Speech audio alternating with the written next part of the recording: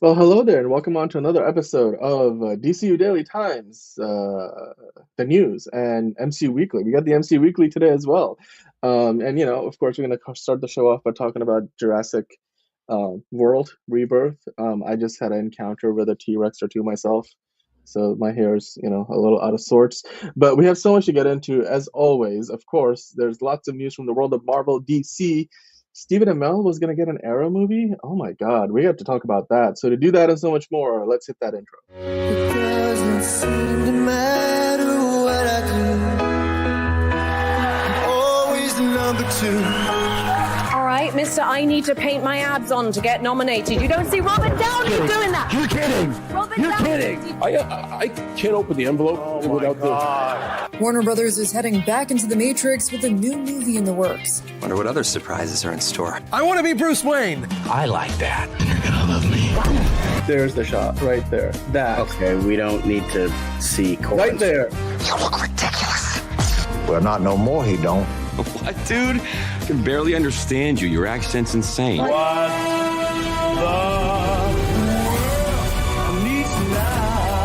Give me a hand up.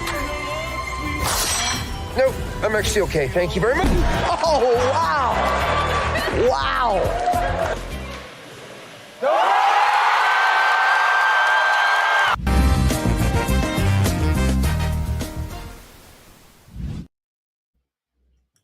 What's up? Nice. All right. Well, let's get into it, shall we? We'll come on into. We're gonna start with the news. What are we doing here, gang? I wanted cookies. Get out of here. Get off my back. I'm not mad at the cookies. Nobody's on your back, John. But Liz, how are you doing today? I'm very well, thank you. How is everybody this fine afternoon? Honka honka, gang. Honka honka. I don't know where Caleb is at yet. Clearly, like my hair looks a little different today. So things are moving and grooving. But John, how are you doing today? Currently, Caleb thinks I'm Santa Claus. I'm like Santa Claus before he decided to deliver presents because I don't have a white beard. I have a brown beard. But I'm doing, Right. Yeah. I'm doing terribly. Well, I You know mean, why? honestly, Because I see a lot of dumb shit in the shit we're gonna be talking about. So you know what? I'm doing terribly, but these cookies will help me, so it's fine. yeah. Cookies help Yeah. everything. Cookies make everything better. Everybody knows that. Well, except diabetes, but that's beside the point. Die Hey, with we a got the smile, I say, hey, the main man's here. Add that We're to the on list early. of quotes. Die with a smile. Die with a smile. Why not?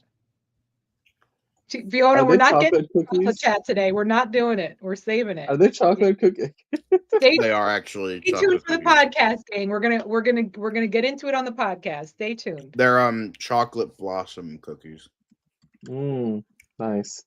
Nice. Hey, look, Liz, you got a new fan for your podcast there. Man, Thank that's you, time. Manos. I really appreciate that. That's really cool. After the live show Main today, man it's gonna approves of be the cookies. yes. Hey, main man. Main man usually isn't able to catch us live, but we're on early today just for you, main man, so you can watch us Just while for you're you. not We sleeping. said, Thank you, we said if Marco. anyone wants to see us this afternoon, it's gonna be main man for sure. Marco Ramos is here, Hi, it's and Moshi. he needs a did lot of enjoy cookies the after that cookies. trailer. So enjoy the cookies, John. We love you too. We love you too, the main man. We're here for you. And then after we're done here, actually, Liz is gonna hop on with myself, John, and Fiona, and we're gonna And Fiona, do a recording of Liz's podcast, which of course you can gonna check out be on Spotify. unhinged, and you'll get all Spotify, the YouTube, uncensored and- chocolate chat you could Yeah.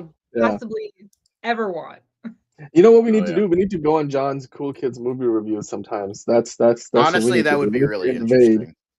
We need to 'Cause invade that. I feel like Liz would have some fucking laser hot takes that not a lot of people would agree with. So Laser hot takes. Just because you don't agree with me doesn't mean I'm wrong.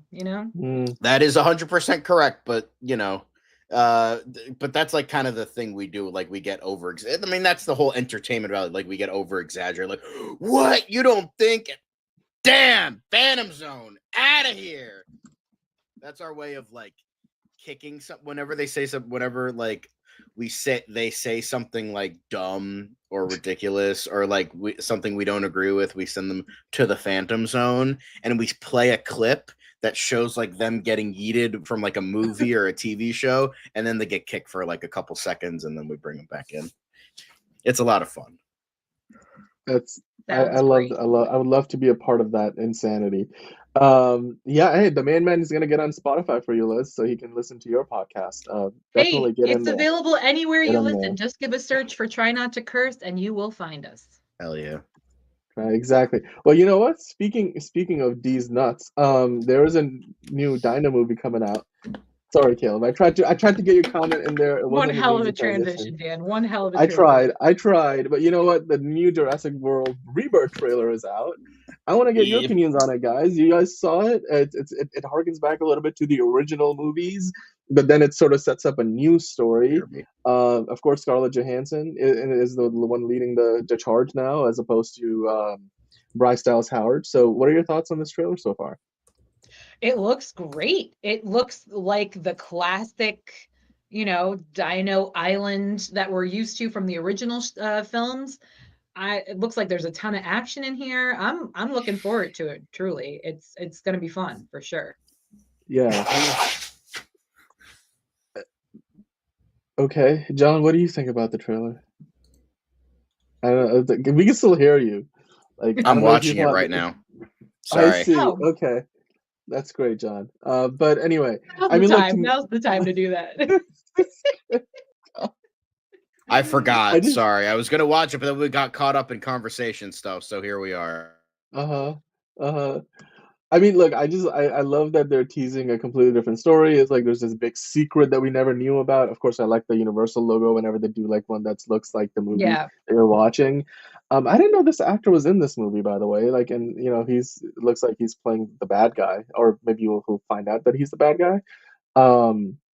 Liz, like, what are your expectations for this movie? Because every single Jurassic World movie so far has made $1 billion. Do you think this one is going to follow suit and then just be another The huge hit? world loves these movies. The world is never going to get tired of these movies. I think people are going to be excited because it doesn't seem like Chris Pratt is anywhere in sight. So it feels like a whole, you know what I mean? It's nice to get something fresh and different, but it's also something recognizable that we're all very much used to and understand. So it's good to have something to compare, but also, something new to experience as a collective. So I think I'm pumped about it personally. I think it looks really, really good. And I like what's going on here so far. So I mean, look, it's Mahershala Ali. You've got like the red flames. Like this is pretty much they've got one of these shots in every Jurassic movie. Like where they're July like, oh my is going God, to be fantastic for me. I was thrilled for May, but I'm really looking forward to July now. Great wordplay, fantastic. We've got a potential like Barbenheimer thing going on in July actually, because there's Jurassic World, there's Superman, there's Fantastic Four. By the way, this movie introducing a new like mutant species of dinosaurs. What did you think about that? I mean, they did it in the last film, so it's kind of like meh. All right, cool, done. Looks like dog shit. There we go. Bye bye. Well, I'm kind of looking. I actually kind of how we talk with the comic films and projects. I would kind of be interested to see like some other dinosaurs for once. Like it seems like it's always coming down to T-Rex and raptors. It's like I'm pretty sure there are other dinosaurs that can do other shit and be. It just looks terrifying. So derivative of every other movie in this franchise. Yeah, that's why we like it, John. It's just that's why we're seeing it, John. Here's the thing. I never got into the Jurassic Park hype. I saw the first movie. I'm like, this is a movie that either you had to grow up with or had to see at the time when it came out, because I feel like watching it now is just not nearly like you got to see it in like a theater. You got to like grow up with it, because I'm like, that was fine. That was okay. And I have like, this looks derivative of Lost World and Fallen Kingdom. Plus I love that you're more towards the end of the trailer, Dog Man than you are for this. Like you have like a Jaws moment. It's like small, and it also looks like aliens too. Like they're going and they need to like fucking get. If there was any doubt that John and I are from two completely different generations, like he's more excited for Dog Man than for Dog Man's Kino. Like it's cinema. Like I don't know what you're talking about. Yeah. And by the way, don't you know you gotta smash the like button for One Guy's Family? Come on, Marco. Come on. You're just setting us up. You don't turn your back on family.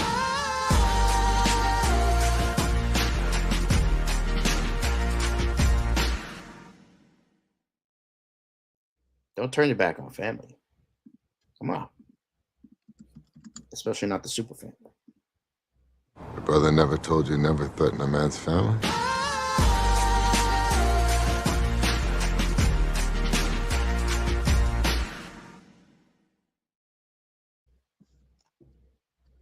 Life does find a way.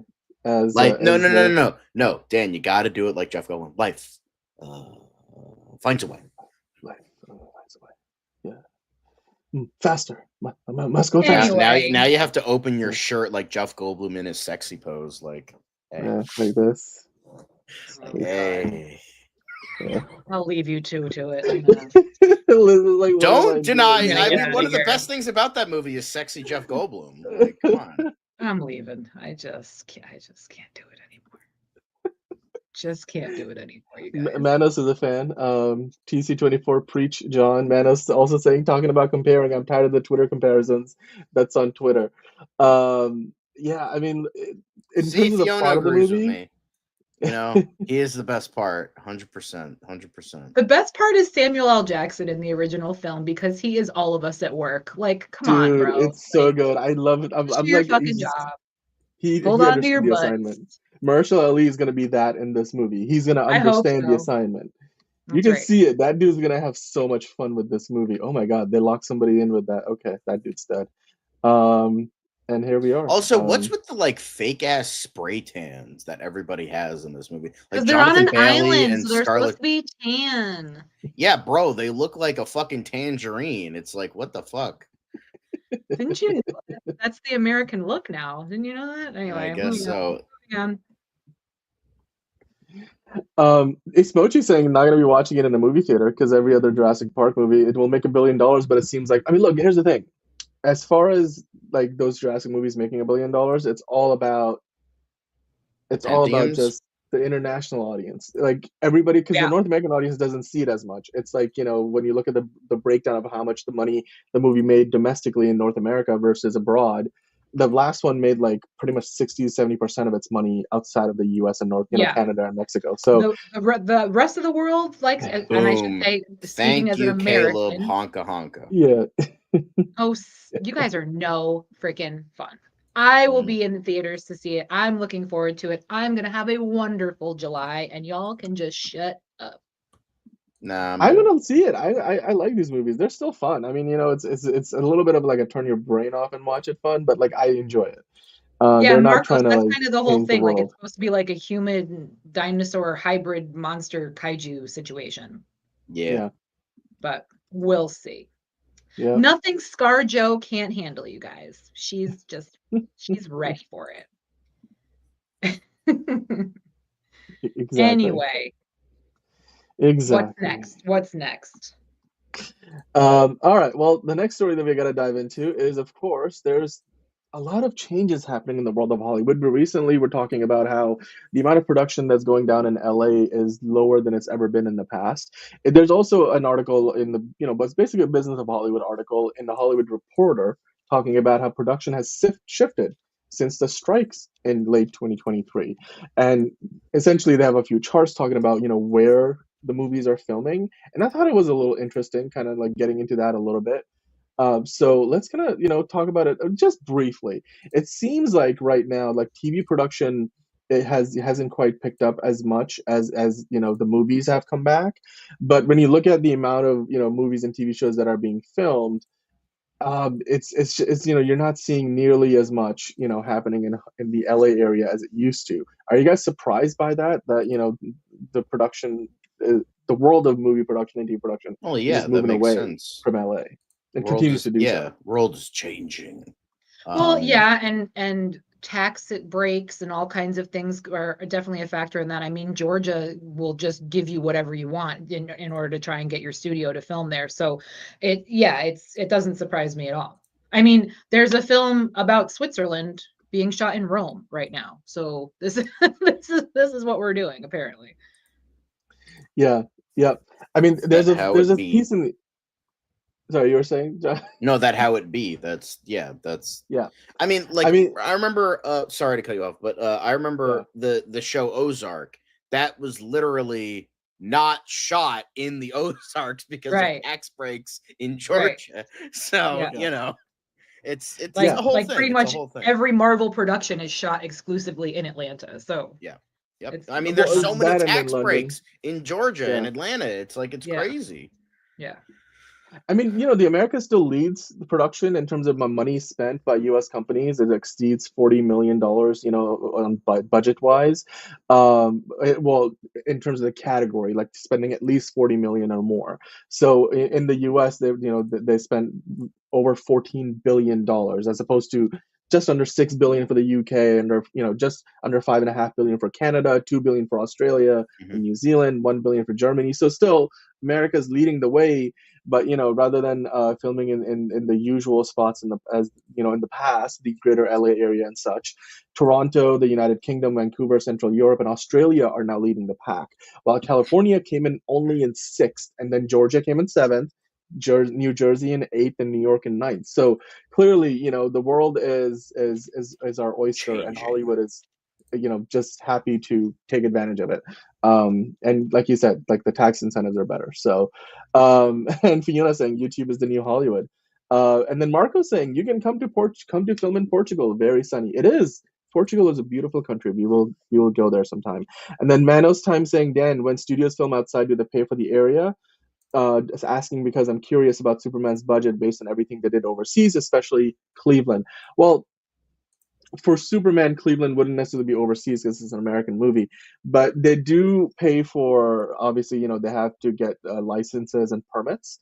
So you're getting permits from the local, film commissions and stuff. Like, for example, when they filmed in Cincinnati and Cleveland, saw all those permits that they had gotten from the state film office, the Ohio State Film Office. And that's kind of, where the story came out of how the budget for the movie was like 300 some odd million dollars, even though it's really not. And it was to do with the fact that we're kind of extrapolating the number from the amount of money they got for the movie, which, as per state decree, was a percentage of the movie's total budget. So people were like, if they spend, I don't know, like 20, 30 million in Ohio, then that must mean, since, in order to qualify for that much of a tax break, that should be 10% of the budget. So what is that number multiplied by 10? Which wasn't entirely true. There's other ways to get around, those kind of requirements. But yes, you do have to, spend quite a bit of money filming on location, which is why a lot of movies film, in studios. So, or like in Leavesden, in the UK, Pinewood Studios, or there's a lot of sound stages and, studio backlots out in LA for all the big companies like Universal, like, Warner Brothers and Disney. But hey, the world of production is shifting. And speaking of shifting, the attention at Netflix is shifting away from Emilia Perez, the character played by Carla Sofia Gascon, because while they're continuing to promote the movie and the Oscars, we talked about this yesterday. So this is a bit of a follow-up, guys. So the director, Jacques Audiard, is that how you say it? Maybe that's how you say it. He just pretty much, said it outright that, he hasn't spoken to Carla Sofia Gascon and he doesn't want to. And Netflix is now firmly just distancing themselves away from her. And the Oscar campaign for the movie continues because they do have 13 nominations, but they're really just trying to, not pay any attention to her, which is, again, a little unfortunate because she did do a great job. She is nominated for her performance, but her comments that she has made in recent times and also in the past that have resurfaced are just, just not good. We talked about it before. What do you guys think about this? Is it surprising to you that the director of the movie is distancing himself from it? Makes sense to me. He's like, I don't want to deal with it, so I'm not going to deal with it. I mean, it's a shame. I'm sure she's in a very lonely place right now. But as Fiona put it yesterday, you play stupid games, you win stupid prizes. So unfortunately, this is the repercussions of some of the ignorant statements she had put out there in the past. Again, people can change. So hopefully she can come back from this and get some work later on down the line. But as of right now, I think she kind of just needs to take this time and reflect and just be a little quiet right now, Yeah, I think I agree. She's just going to hurt herself. So, yeah. I mean, at this point, she doesn't really even have much of a choice in the matter at this point because, like Netflix is just not interested in promoting anything regarding to her. Like, she's the star of the movie, but you know, she's not going to be getting really much of any attention because of her own actions. And you know, Yeah. be that as it may. I came across this story now, guys, which I thought was incredibly interesting. So I want to get your take on this. A Connecticut lawmaker, according to IGN, wants movie theaters to post the real start time of a movie. Because, you know, of course, we are all now used to going to an AMC or different movie theater and then sitting there through 20, 30 minutes of trailers. And we're like, okay, we got through all our popcorn, we had drinks, we went and got another set of drinks, and the movie still hasn't started, right? Like you want to go to a movie and it's let's say it's at 4 o'clock in the afternoon. What you don't want to have happen, you're sitting there at 4:30 and finally the movie's starting. I think the longest I've sat in a movie theater was like 35 minutes. It's ridiculous. Like most people are just like, can you just tell us when the movie actually starts? Now this Connecticut lawmaker is like, hey, you know what? We're gonna make that happen for you, so that way, you know, when you go to a movie theater, they will actually have to tell you the movie. You know, maybe there's a countdown on the screen or something of that effect. And hey, as the three of us do live in Connecticut, I'm like, you know what? Pat on the back. One of our guys is like trying to make shit happen here. But Liz, you had a slightly different perspective on this. What are your thoughts on the idea of potentially getting, you know, this law in place, at least in Connecticut?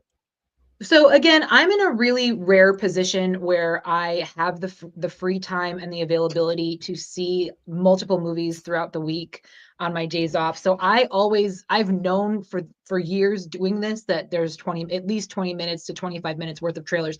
So for example, opening weekend, there's going to be 8 to 9 trailers. If a movie's been in the theater for a while, it'll go down to like 7 or 8, and then if it's like on the last week of its showing, they'll have maybe like 6 trailers before it. So I understand all of this. I build that time in, so if I know I'm going to see a movie for an hour and a half, I know I'll be in the theater for at least 2 hours. But I also know how the theater industry works, and I'm only speaking for mainstream franchises. I'm not speaking for mom and pop local theaters. The mainstream franchises, their trailers and things are all set up from a different location, from like their main headquarters, and then sent to them either digitally or via a USB port, however they send their films in. So if there's a glitch, or if something doesn't get loaded right in the system, you may not have the trailer show before the film, or there could be something else going on with it. So my interest in this article was, okay, well, how do they then account for those glitches? Because half the time the theater doesn't even realize until a customer complains. I've had that a couple of times at my own theater where I was like, hey guys, I missed the first 10 minutes of the film because I was expecting 25 minutes of trailers. So I took a pee, I went to get a snack, I was jabber-jawing with the staff, and there was no trailers ahead of time. And they were like, oh, we didn't know anything about it because it's handled through headquarters. So I can understand what this lawmaker is trying to accomplish. Right. But again, how do you account for glitches like that? If people are expecting the movie to start at this time and then something goes wrong and, oh, sorry, you've missed the first 15 minutes or so. You know what my biggest problem with all that is? My biggest problem is that when we go to a movie, okay, they're going to give us trailers. Like, people know that. People understand it. But the problem is, you never know how many. Like, there's literally been, like you said, exactly what you just mentioned, that sometimes you walk in, like, I think what was it? It was a Transformers movie. It was like the one with was it Rise of the Beasts, right? Mm-hmm, I walk in, like, you know, 10 minutes after the advertised showtime, and the movie had already started. And I'm like, what? Like, usually you get like 20, 30 minutes of trailers, and there's no seemingly rhyme or reason to it. It doesn't matter if you're going at, you know, every time at 8 o'clock in the evening or you're going at like 2 o'clock in the afternoon. It just seems like, you know, they just, you know, do what they got to do. And I'm like,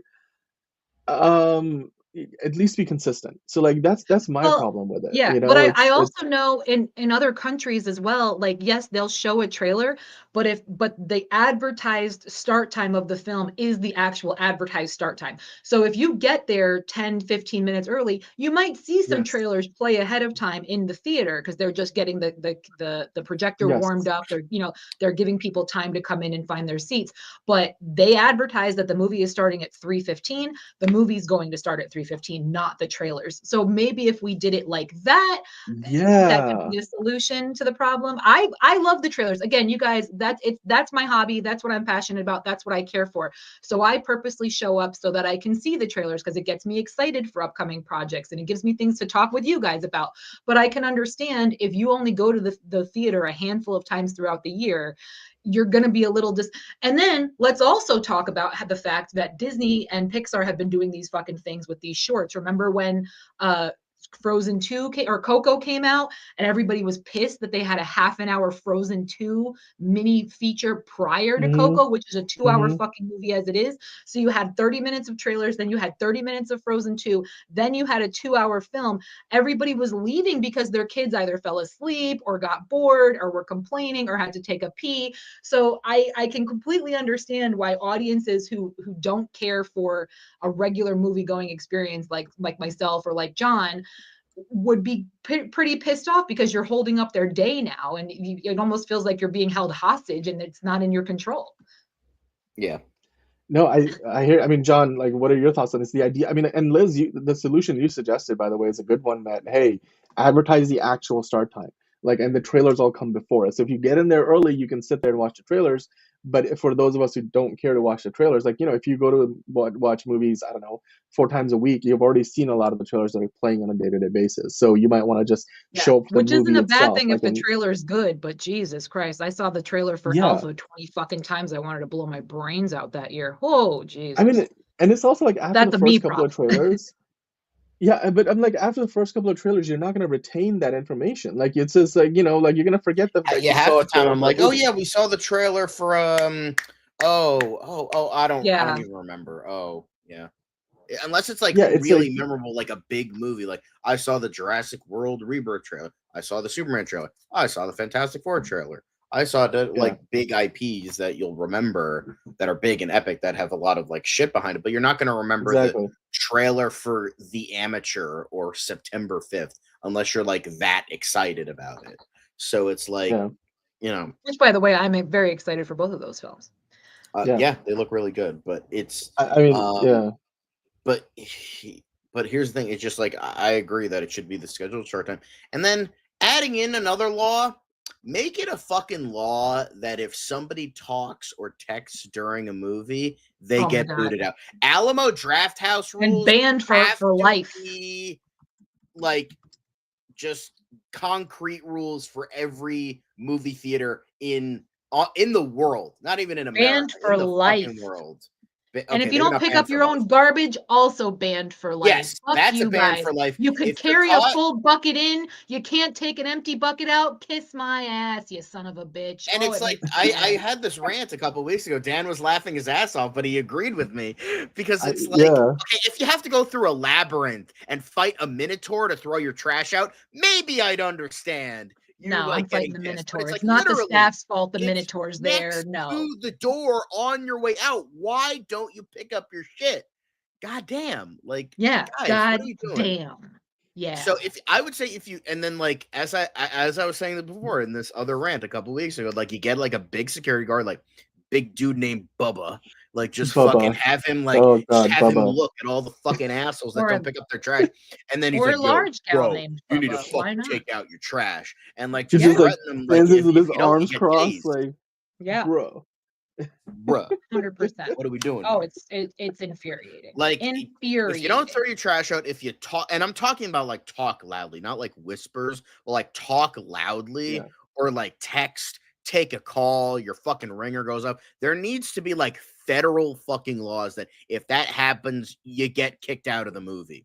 If that happens multiple times, like you fucking get banned for life. It's like, I mean, hey, you know what? At least it could be worse. In the theater, John. I think it's hilarious personally. Like I have had people full on snoring for 2 hours in my theater, and I just find it to be the funniest fucking thing on earth.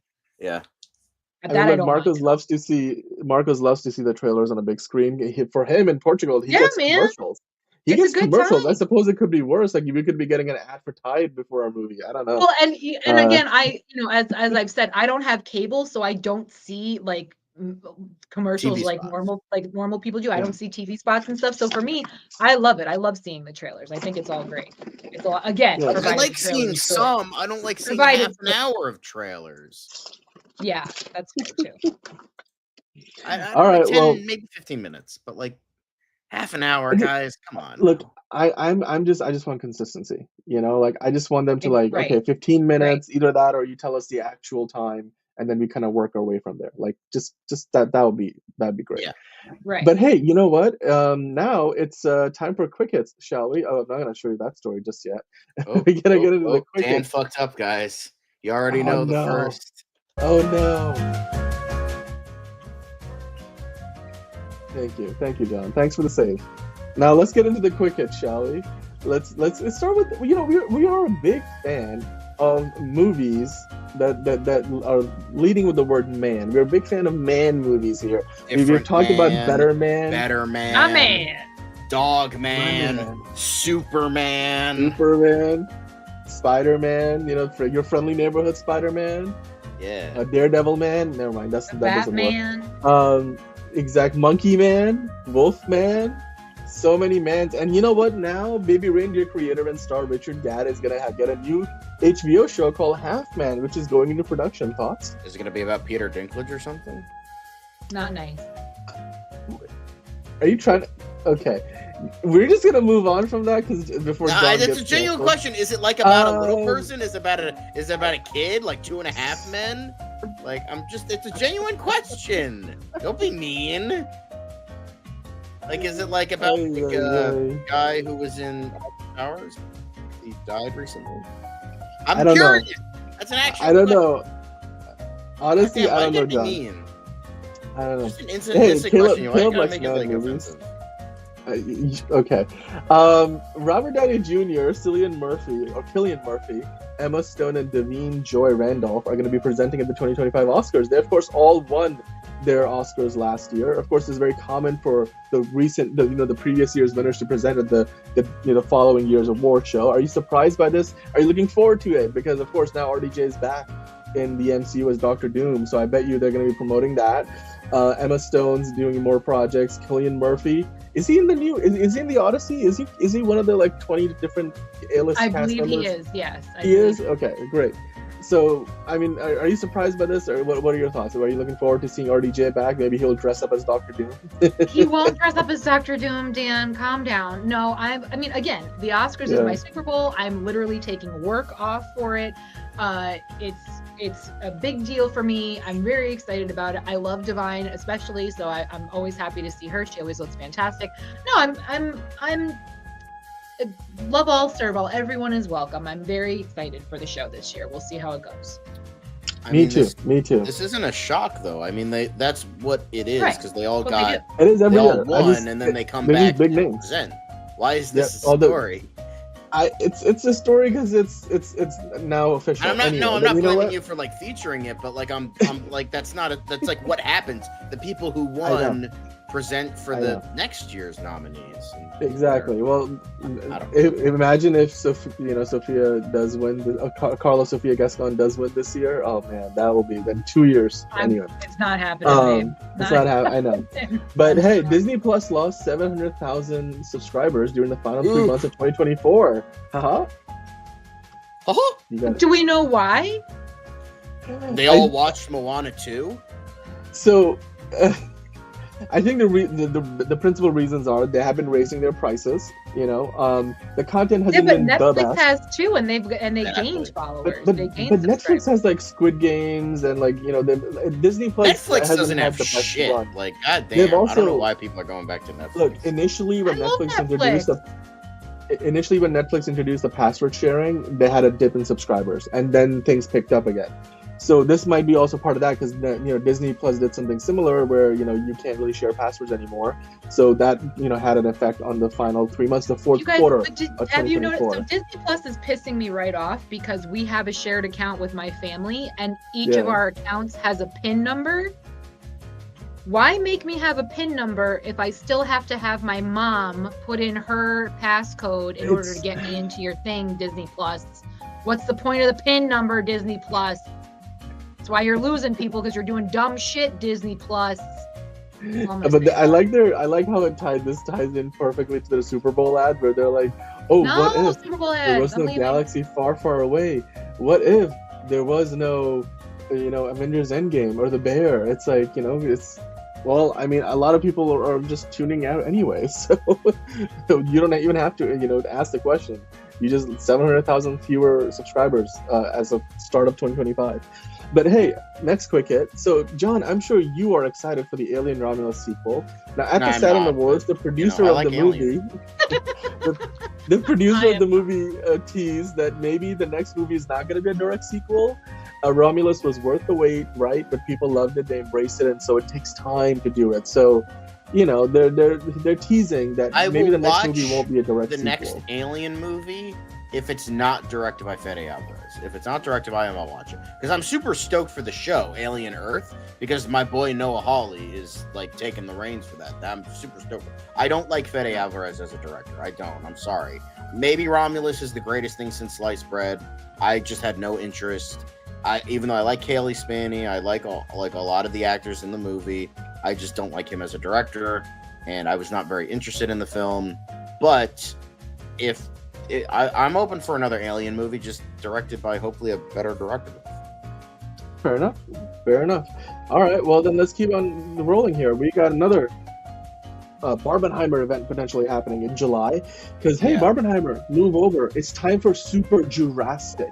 Which of these movies do you guys think will make the most amount of money? We asked you guys yesterday in the live chat, and according to the poll, 69% of you guys, what a massive number that Superman is going to make the most amount of money. Damn. And then I believe it was 15% Fantastic Four and 16% Jurassic World Rebirth.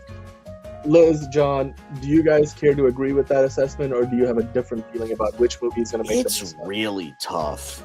I mean, the fact that we're talking about Jurassic in the billions every time they go out, to me, I'm thinking it's going to be Jurassic this time around as well, but we'll see. I'm going to see all three of them, so I really can't. Here's the thing.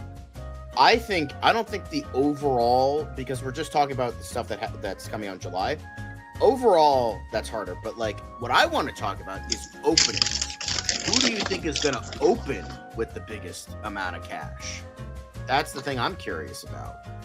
I think that from a domestic point of view, not a worldwide. I think opening will be Superman. I think so too. I think opening will be Fantastic Four. It's a Marvel movie. Marvel movies always open really, really big. Superman will open big, but remember the Batman opened with like $100-something million, but it was still not as big as the biggest Marvel movie. I could see. So, that. I would say maybe that's just the optimism in me. So, but I think Jurassic World is going to be like a slow crawl type of thing, and then when it opens worldwide, as Liz was saying many times, a lot of people worldwide like Jurassic World Park stuff. So I think that's where it's going to make its money. But like from a domestic opening point of view, I think Superman or Fantastic Four would get it. I don't think Jurassic World is going to have big numbers here. Like big, not big, but not Superman and Fantastic Four. Right. Not DC Marvel numbers is what I'm saying. Yeah. TC24 with an interesting comment. Let me put it up on screen here. Saying Cap is a Marvel movie projecting 90 million on a 4-day. It's a Marvel movie, doesn't hold the weight it used to. Yes, no, it's but just that also, movie. That movie doesn't look good. It's just I think Fantastic Four is a different. I mean, it's like look, we're totally different. Deadpool Wolverine opened to like $200+ million just last year. So yes, Marvel doesn't get hits like on every movie like they used to for a little while, but I'm pretty sure we're still, looking at Fantastic Four making potentially over 100 million in opening weekend. I think all three of these movies will make over 100 million at the opening weekend. And then from there, it just depends on how good they are as to which movie will be, obviously the best one, but also the one that makes the most money. So we shall see. But hey, Super Jurassic. That's a pretty good name. I'm like, what else could we do? We could do Fan Jurassic Man. I don't know. That's not good. Super Jurassic. Let's stick with Super Jurassic. Speaking of Captain America 4, of course we know Harrison. Wait, can you guys hear me? Sorry. Sure we can hear you. We can hear okay, you, sorry, my mic was fucking up before, so I was like, oh shit. I hit my headphone button and my Bluetooth connected. That's why my microphone fucked up. Anyway, sorry. Just got to make sure we're all good. It's all good. It's all good. We can hear you. But yeah, Caleb, it is going to be a wild summer at the movies. So speaking of a wild summer at the movies, last year, it was last year, right? Indiana Jones and the Dial of Destiny. It was No, 2 years ago. 2 years ago. It kind of bombed. It didn't really do nearly as well. I mean, obviously, I remember when I went to Cannes, and then all of a sudden it didn't get the reception they were thinking it was going to get. And then from there, all the projections started tanking. And then when the movie came out, people were like, oh. Well, recently Harrison Ford was talking about the idea that Dial of Destiny was pretty much a box office bomb and lost Disney quite a bit of money, actually, especially because they did so much reshooting and spent so much, money just getting that movie in decent shape. He said, look, simply put, shit happens. I was really the one who felt there wasn't another story to tell. So he's taking it on the chin. He's taking it on the chin, man. I appreciate that. Harrison Ford's he's taking it better than James Mangold, who was having the fucking temper tantrums on Twitter about it. So, I'll give him that. Yep. Hey, kid, shit happens. Shut up. It's I don't think there was another story to tell, to be fair. And even though I am a Kingdom of the Crystal Skull apologist, I don't think there was another story to tell after Last Crusade. They should have just ended it there, them going off into the sunset. Yep. There was not one, let alone two stories to tell. Even though the original Spacemen from Mars script that George Lucas had in the 90s was okay, there was not another story to tell, so they shouldn't have told them. But I think Harrison Ford's I think Harrison Ford just really loves playing this character and wants to continue playing it, even though he's fucking in his 70s and 80s now. So, it's... You should have recast after the first trilogy, the original trilogy, and instead of, like you said, going back to him in 2008. I mean, that's what they did, technically, with Young Indiana Jones, the TV show. Patrick Flannery played him, so... Yeah, and Caleb, yes, James Mangold. Chris Pratt for Indiana Jones. Let's go. Oh, yes, give me Chris Pratt as Indiana Jones. Oh my God. God. Would be a good one. Burt Macklin, FBI. I want a Burt Macklin FBI movie. That would be awesome. Yeah, that would be great. He's too on his high horse these days. He would never do it anymore. Wouldn't go back to his fun roots. Yeah. I remember he was doing Guardians of the Galaxy, and he went back to shoot that last season. So... Caleb is like Tom Holland and Indiana Jones. Yes. No, because it was funny because he did Parks and Rec during Guardians because they had to think of a plausible reason as to why fucking Andy had a fucking six-pack now and was in really good shape. Because Adam Scott was how the fuck are you in such good shape now? He's I just cut out beer. So it's you're how much beer was Andy drinking? Obviously a lot. I mean, he's already doing what's that game movie that he's doing? What is the franchise that Tom Holland's a part of with Marky Mark? Uncharted. That's Uncharted. Not movie. Yeah. That's not getting another movie. Supposedly it is. I They made didn't over hate it. 500 million. But the most you could say about that movie is it exists. It exists. Yeah, I didn't hate it. I didn't hate it either. I thought it was a fun movie. It wasn't the best thing ever. I like how Nolan North cameoing was the best part of that movie.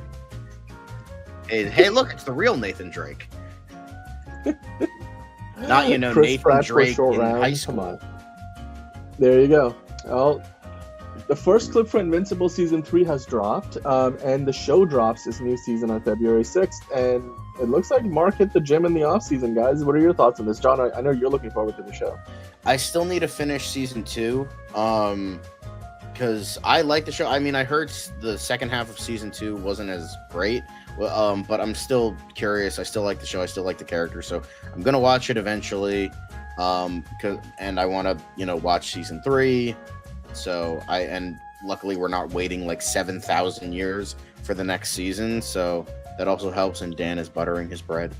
Also, yes, 100% Caleb. Neil Breen, bring in Breen. Let's fucking go. Neil Breen for Indiana Jones would be goated. Love it. I don't know if Liz, do you care for the show? I haven't watched it yet, but I'm gonna check it out based on y'all's recommendations. So yeah, I mean Stephen Yeun, Jillian Jacobs, I do love Steven Yeun. J.K. Simmons. I do love J.K. Simmons. Great stuff.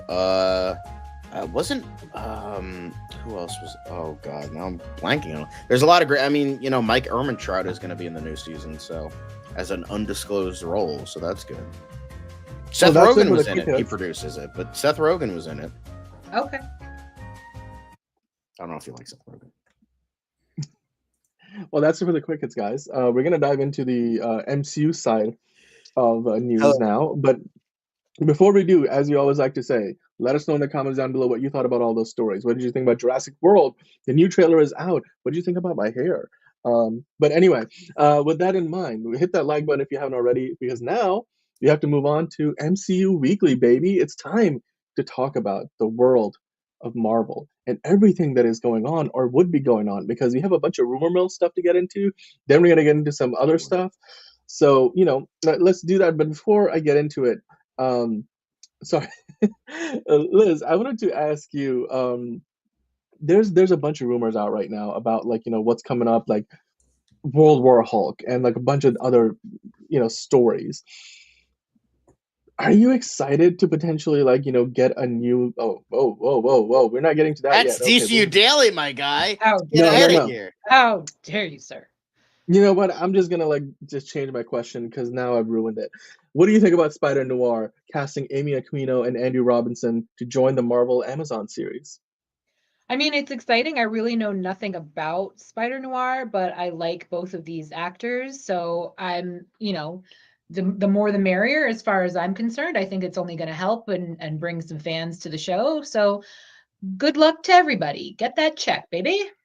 I'm so fucking stoked for Spider Noir. This show looks amazing already. Like, I mean, Nick Cage, one of the best parts of Into the Spider-Verse. Him in this looks great. Like, the behind the scenes photos look great. Andrew Robinson, goated actor, underrated actor, and he's a Cardassian, for God's sake. Like, he's the glorious empire. Anyway, yeah, this is I'm super stoked for this. Like, I've been like, once they announced that, like, we're getting a live action Spider-Man show with Nick Cage as Spider-Man, like, that's like that stuff only is like a dream. It's a dream. Like, it's straight up like this. I can't, like, okay, yeah, he's played like Ghost Rider, he almost played, you know, Superman, but, you know, like, him playing Spider-Man is just like, him voicing it is one thing, but him like actually doing it glorious, live, as Nick would say. Great. Like, and in like a 30s like film noir like vibe, just great stuff. Great stuff. I like it. Well, Liz, I like hopefully the show is going to be good. Crash. I expect that it will be. I expect that it'll be good. I'm looking forward to it for sure. Hell yeah. You know what else is good? Is this bagel is really good. Amazing. Yeah, I can't with y'all. All right. You know, there was this article, an Alex Paris Q&A, which is going to kick off what we're going to call a rumor mill segment, because this is where I throw rumors at you and then you shoot them down. So let's get into it, shall we? Should we add a song in the background? Yeah, I was going to say we need a jaunty tune for this. Like a... We need something like mysterious, because it's rumors. Like... Yeah, there we go. There you are. Oh, this goes well with my hair. Oh my God, you with the hair, man. Hunter Doohan is reportedly still playing Muse in Daredevil Born Again? Question. I don't even know who the fuck that is. Good for him. Get that money, baby. Like, straight up, okay. I don't know who. To the people who watch Marvel more than I do, who's Hunter Doohan and who's Muse? I don't recall him, unfortunately. So hopefully he gets. Was he in Echo? I would imagine he's probably in Echo. If I were to take a guess, guys in the comments, let us know who Muse is. I don't recall him, so at the very least, I hope he gets some more screen time so that he's memorable next time around. Good for you, buddy. Good for him. All right, moving on. The next rumor coming out of this Alex Perez Q&A, the live-action Miles Morales will be set in the rebooted Sony universe that will be established after Avengers Secret Wars. Bullshit. I don't know how the two are connected. Thoughts? Bullshit. They're not bringing in Miles Morales. Look at that fucking... Look at that source. Cosmic Circus. Who even the fuck is that?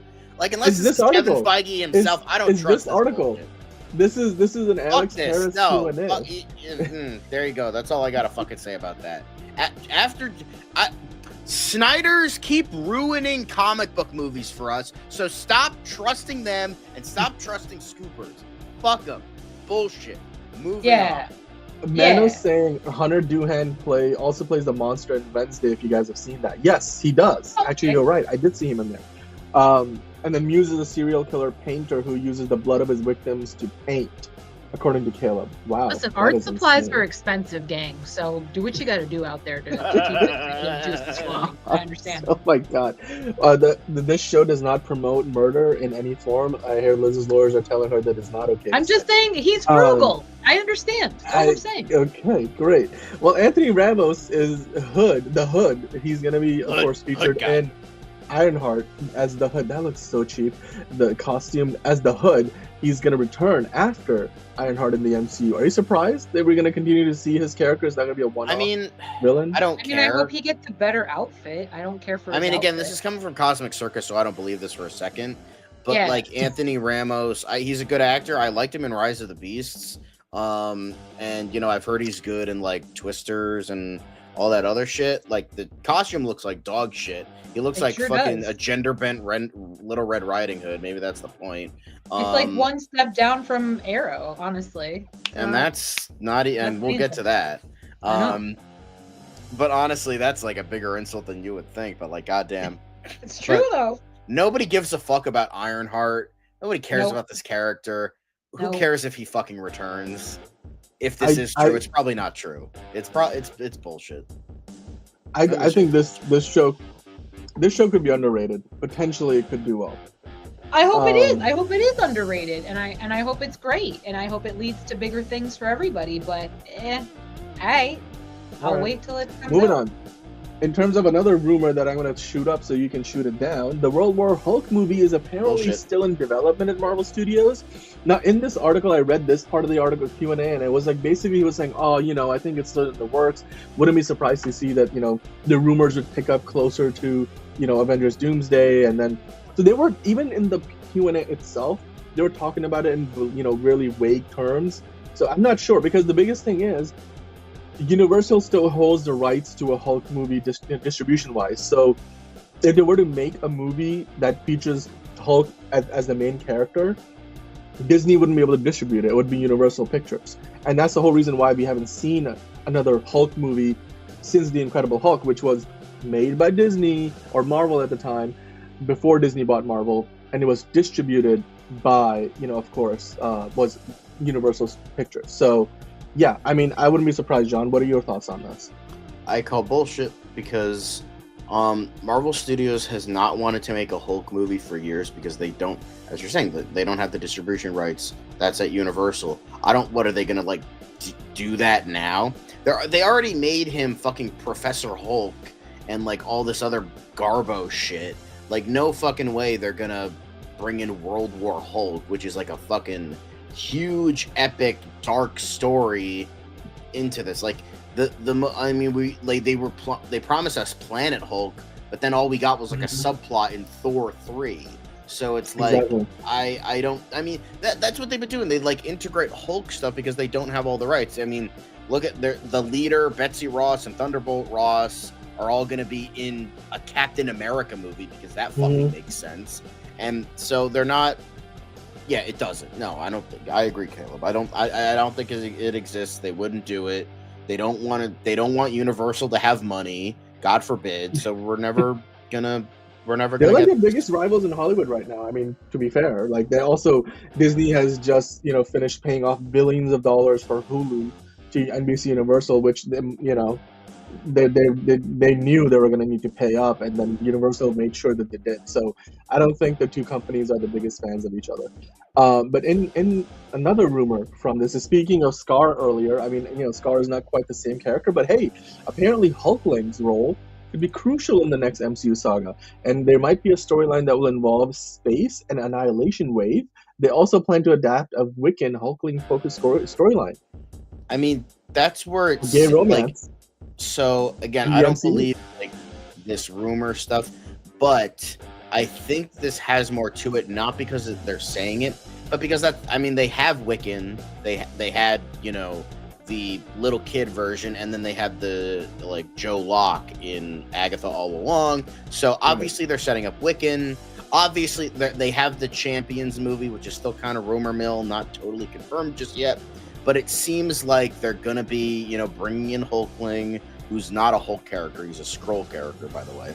And they're gonna be bringing them, and I assume they're gonna have a relationship, and then everyone's gonna complain about it. And so if I were to take a guess, that seems like the natural progression, not because these douchebags are reporting on it, just because what they have established already. It seems like we're going to get a Young Avengers movie, even though it's not going to be called Young Avengers, and Hulkling is a part of that team. So it seems like that's where they're going to go. So, you know, that seems like but I still don't trust this. I don't know if it's going to involve space and the Annihilation Wave and all that shit, but I would not be shocked if they brought in like the Wiccan Hulkling thing and like the upcoming Young Avengers movie, if that's actually happening. Yeah, I mean, supposedly it is. Allegedly. They're going to call them Champions. Champions. Of course. Yes. This one kind of ties into a little bit of what we were talking about yesterday with Fantastic Four, because according to this article, Galactus wants Franklin Richards to rebuild his old universe in Fantastic Four: The First Steps, or the Fantastic Four: First Steps. So, do you think that's the story of this movie? No. That Galactus is here because he wants... No. Like, why Franklin... I'm like, Franklin Richards is like an Omega level like character. Like he is like super powerful. But do you even know if like Reed Richards and Sue Storm? Yeah, we don't know. Like movie? That's a lot of people are theorizing because they're like really hitting home on the family part of it. But it's like, I mean, they even before Franklin Richards, they were called Marvel's first family. It was like a familial thing because it was like you had an actual family with like Johnny Storm and Sue Storm, and then like Reed and Sue eventually married, and then you have Ben Grimm as the fourth wheel. But you have all of them together. That's like the familial aspect. It doesn't just mean, family shit. That means they're going to bring in Franklin Richards. That would be, you're introducing Galactus and the Silver Surfer, and then on top of the fact you're going to introduce Franklin. That's too much. That's too much for general audiences. No way. I think it's just Galactus. Too early. I want to, take over the world. That's all it is. Like, it's not, it's nothing more than that.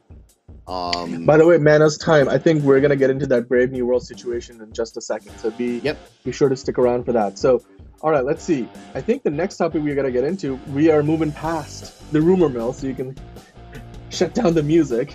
We're done with the rumor mill, but we pretty much shot down all of those rumors. It looks like a lot of those things are either too early, too ridiculous, or just never going to happen. But what is happening is the Fantastic Four First Steps, and now we have some new artwork from the movie. And now that the trailer's out, guys, are you excited to see that we're getting more of this artwork? You're getting all these, essential silhouettes of each of the characters. Yeah, I like this, not AI-generated crap. Yes, this is all seemingly like, Future Foundation artwork, which is like the organization in the movie that sponsors them, as the Fantastic Four that go to space as astronauts and, scientists and engineers. And there's even more artwork here. You can see more from the Future Foundation with them being called scientists, explorers, protectors, heroes. I really like how they're going to be, again, the central focus of the universe. We're no longer going to be doing something where, it's the MCU, therefore there's like a million different superheroes. No, the Fantastic Four are it in this universe. I mean, that's it. Liz, what are your thoughts on this? Are you liking the artwork so far? Not AI generated? I mean, who knows? Maybe it is, but at least they all have the appropriate amount of fingers. No, it's cute. I mean, again, I'm just getting Mad Incredibles vibes, and that makes me happy because it's my favorite Pixar film. So yeah, that's Fantastic Four. I'm all for it. Yep. And Marco Ramos, of course, with the comment of the night so far, they will of course learn everything about family from Toretto. You don't turn your back on family.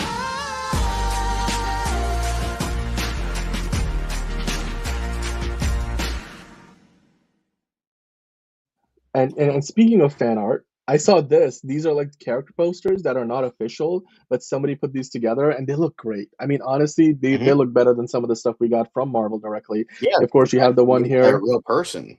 It's crazy. by a real person. This is for Sue Storm, the Invisible Woman. You've got Mr. Fantastic. Got the We did heart. not get any of Pedro Pascal being Mr. Fantastic, like with all the stretchiness and all that. We didn't They get any of probably that. We didn't. avoided that because of Miss Marvel. A lot of people had Yeah, a lot to say about Miss Marvel and her effects not looking good, so they probably wanted to avoid that for the yeah. trailer. I like the Human Torch one. Like he's actually burning the poster down itself. That looks fantastic. Just really creative stuff, and it Fantastic. completely ties into the aesthetic of the movie Say itself. that again, Dan. Fantastic. Yeah.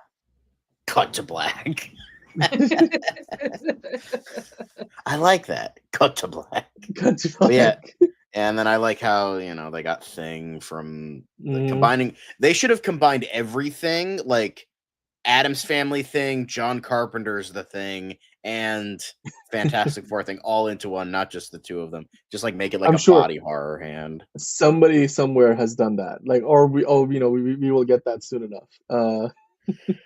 So yeah, I love the aesthetic of this too, Caleb. I really do. Now, speaking of Franklin Richards, recently Vanessa Kirby, playing Sue Storm in the movie, she was Yes. literally asked if her character is a mother in the movie, and so she sort of played coy to it. I mean, here we have some quotes, of course. Um, you know, basically, she was asked why. She's excited to play Sue Storm, and Mhm. the idea of it, the character being potentially a mother in the movie, appealed to her. She said, "Look, there are Marvel's family, and you can't really manufacture chemistry between people. You can try and act it, but we didn't have to. From the minute we all met, it felt like a family. That was everything. It's really what the heart and the soul of it is." I don't have friends. I got family.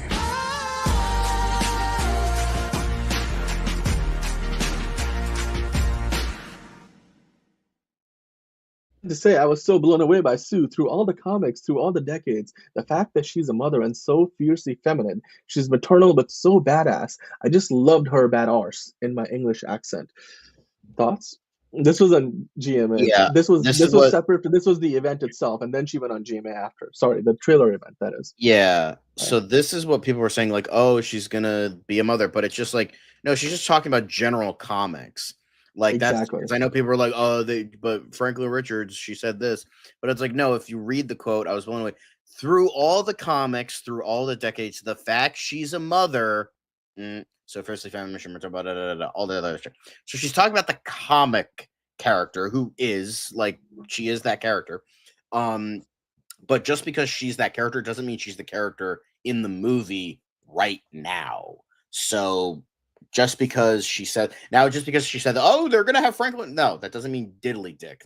She's just saying that the Invisible Woman is a character who is a mother in the comics. She's like, she was drawn to that and helped influence. Like, I'm sure they're gonna bring in Franklin Richards at some point in the future, but they're not doing it right now. So don't take this fucking as gospel, especially from comic book movie resources or whatever the fuck this is from. I mean, one of the quotes that I liked from her in this was the part of the GMA interview where she said, "You'll have to wait and see," is what I can say. This was in regards to, again, her playing potentially a mother in the movie, and then she went on to say, "It was such an honor to read her Sue, Storm throughout the decades. I started with the very first comic, and to think that many artists wrote these characters and that many people have waited week on week for the episode to have this family as part of their lives. We felt so honored to come and join it." I love it. I mean, clearly she's enthusiastic about it, and hopefully we'll get more than one Fantastic Four movie, and then that maybe could lead us to getting Franklin and Valeria in there. So, yeah, and then the main man saying, "You mean, yeah, nothing sandwich, but we love our moms. Respect because Aretha said so." Exactly. Respect your mom. Moms are the She best. deserves it. There are some moms that don't deserve respect. So, just saying that. Just depends on the situation.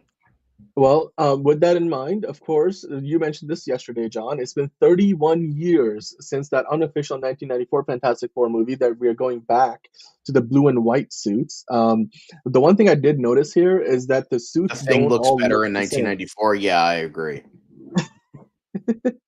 Well, I mean, I was gonna more say that they don't all look the same. The suits for the Thing and for Johnny Storm are pretty similar, but then Sue Storm's suit is like the one which has like that circular thing around the shoulders, whereas Yeah.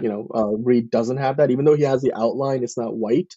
So I wonder if that signifies anything. You know how in military or uniforms, or if you're going on a space mission, the captain might like wear something different that signifies that he's the leader of the mission, and then you have other patches or like aspects of a uniform, like all the Trekkies in us will tell you like the colors mean something different for each uniform. So Liz, do you care to speculate if these people all have something different going on with their uniform that signifies their role in the Fantastic Four?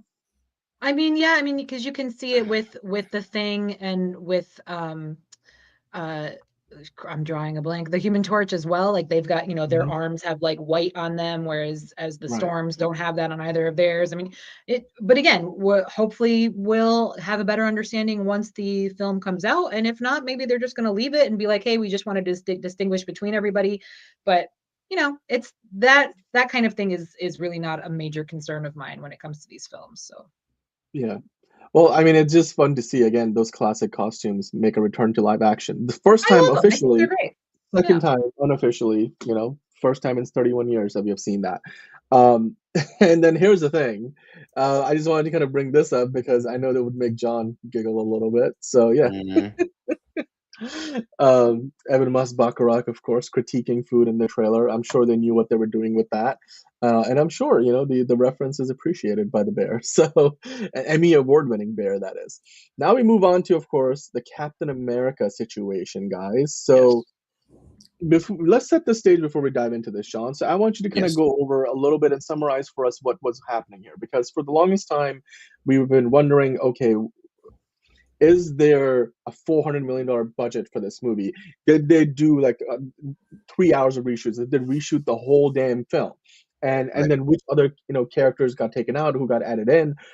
We have all been speculating, but in recent reports we found out that the budget for the movie is only 180 million, which is a lot for most movies, but by Marvel standards, it's really not that much compared to like what they've spent on even Thor: Love and Thunder, like all the Avengers movies, like even Guardians The of the Marvels, Galaxy. fucking Multiverse of Madness. That was the one that was almost $400 million. Yeah, and the Marvels did shot like a lot of stuff too, where That it ended went up up, like I think, ballooning the budget ballooned up like 350. 325, 350. Yeah. Quantum Mania was over 300. So a lot of these movies just got crazy and crazier, but now it's like super cheap. I feel like, they wanted to make sure this was cheap as possible, but continue. Sorry.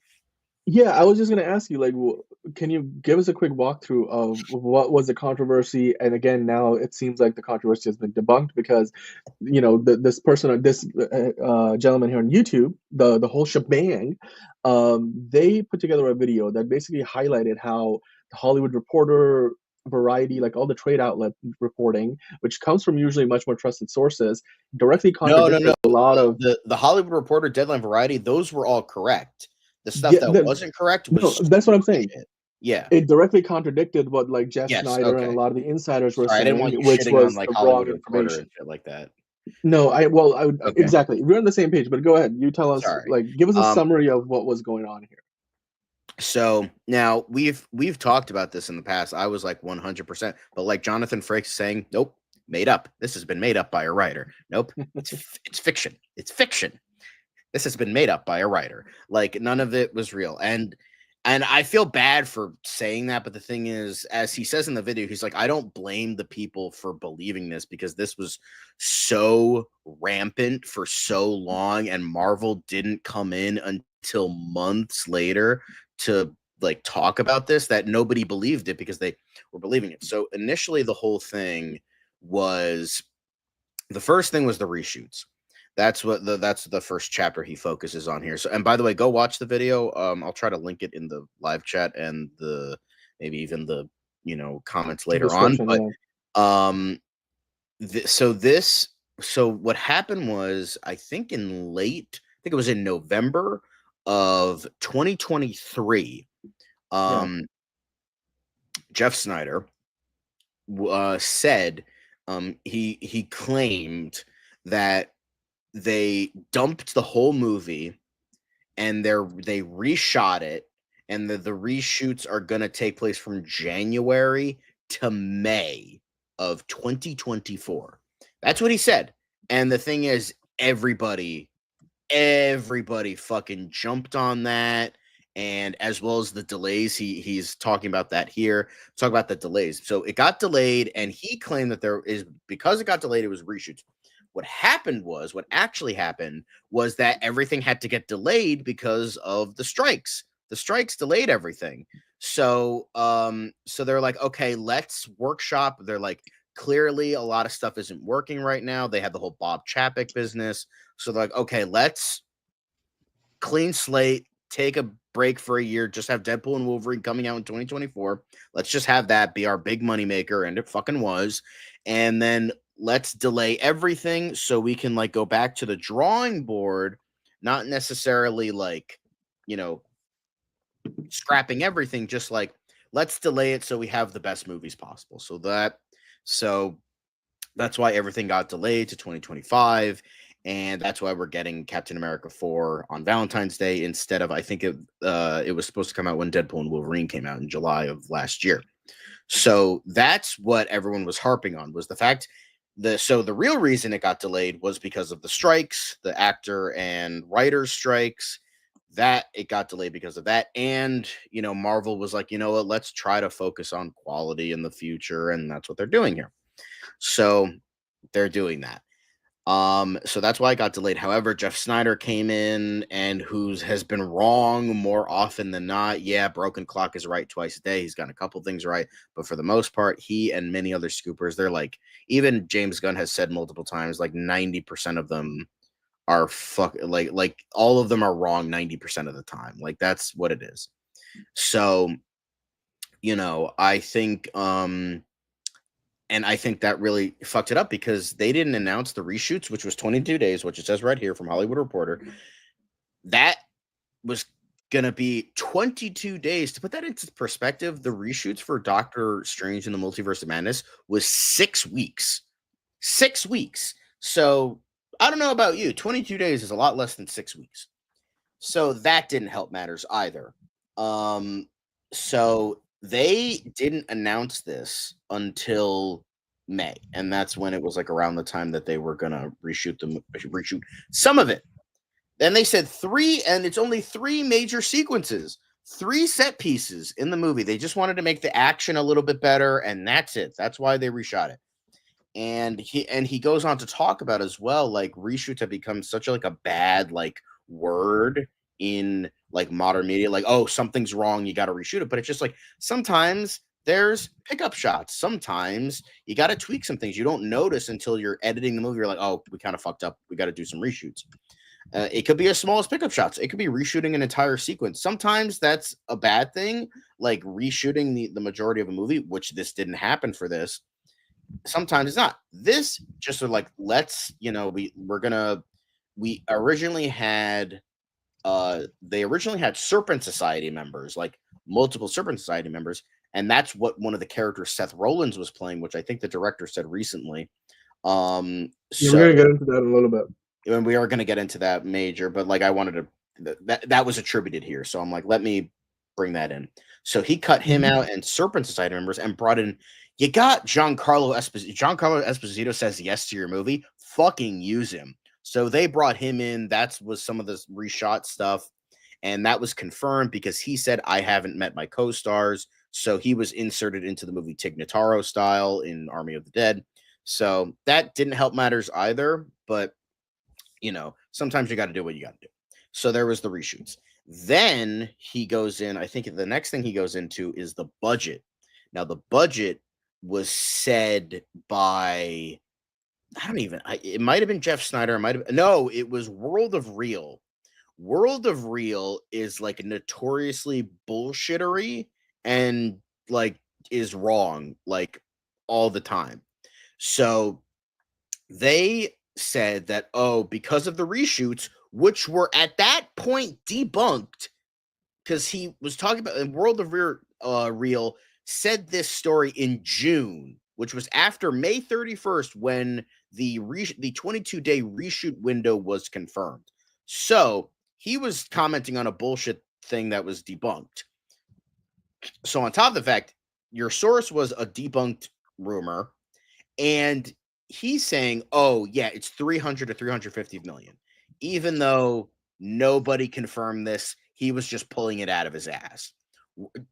If you see, World of Real is now the new We Got This Covered. You know how We Got This Covered is barely even like mentioned anymore because everyone knows they're clickbait and knows not to save their bullshitty articles anymore? That's what we need to do for World of Real. World of Real is notoriously bullshit. He plagiarizes articles. He plagiarized shit from fucking Reddit. He just says anything like to rip shit out of people's asses and just posts it. Like 350, that's bullshit. The budget thing, total bullshit. Yes, purposefully spreading misinformation from this. And on top of the fact, World of Real was the other thing that they fucking reported on was the negative test screenings. The negative test screenings were also bullshit. He goes into this after the budget. The negative test screenings, one guy said it was bad, and that's it. Even though inside sources from Captain America News, who are trusted insiders who know a lot of inside shit from like Marvel Studios, all that shit, confirmed that the test screenings were very good. The only thing that they, had to workshop was the action sequences because they wanted to bring in more of the vibe of Winter Soldier, which people to this day still confirm as some of the best action sequences of the MCU. I personally don't agree. I think they're a little bit too haphazard for me, but the choreography is good. The cinematography is not good, but the choreography is good. So, they say, oh, this shit's delayed indefinitely. Christopher Nolan is making the next Bond movie. Yeah, like bombing at test screenings. This is all bullshit. This is all hearsay. So the reshoots from Jeff Snyder, bullshit rumor that he fucking invented for clicks, which was debunked by Marvel when they confirmed that it was a 22-day window in June. Then World of Real, basing off of the then now debunked Jeff Snyder induced reshoot rumor that they were reshooting for 6 months, that the budget ballooned up to $350 to $375 million because of that bullshit, because that's been confirmed. And then on top of the fact, World of Real just claims that a guy said it was bad. Like one guy out of the entire test screening, oh yeah, it sucked. And they're like, oh, yep, because of that, the entire test screening hated the movie and it's gonna suck. Even though none of this, it's all based on dumbasses perpetuating bullshit and misinformation. And he was also talking about kind of the last thing, it wasn't that major, but he was also mentioning how like the helmet that he wears when he's flying, when Falcon is like flying at like Mach 3 and doesn't want his flesh ripped off of his face, you kind of have to wear a helmet. So he put a helmet on right here, and to protect his face. But dumbasses were like, oh no, they're doing that to hide the fact that a black guy is Captain America because of insert bullshit reason here, when in fact it's just to protect his face. Because look at all the other marketing. They have Anthony Mackie's face plastered over everything. Now, I know we like to make fun of the Chinese posters, but apparently that's been debunked. Yeah, we've made jokes in the past, and I apologize for that.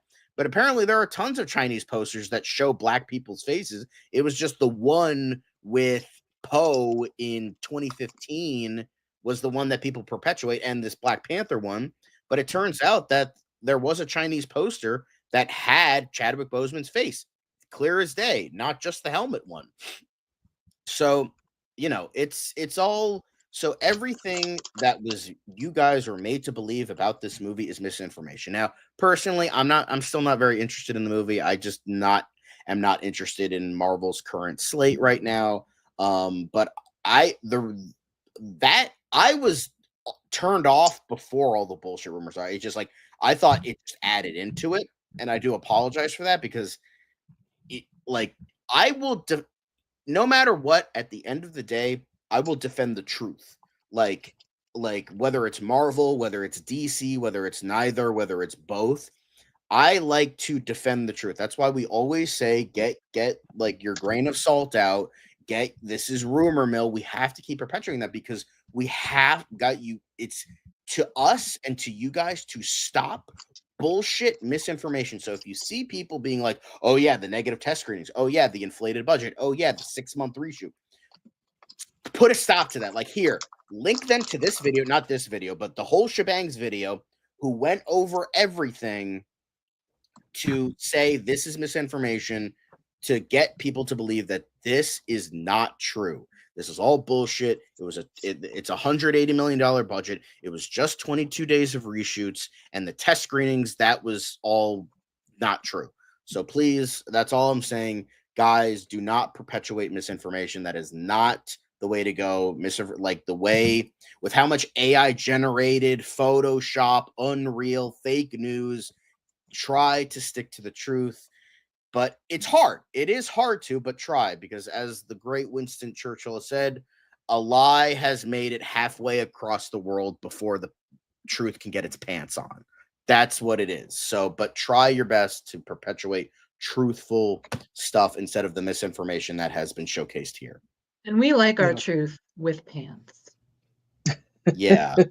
With pants on, specifically. But no, this is great because I mean, My Dream in Orbit is in the chat now. Hello to you. Hello. We're gonna cover one of your comments later, buddy. He said, "I haven't felt any buzz for Cap 4. I hope the movie is good. I hope all comic book movies coming out this year are good." Yes.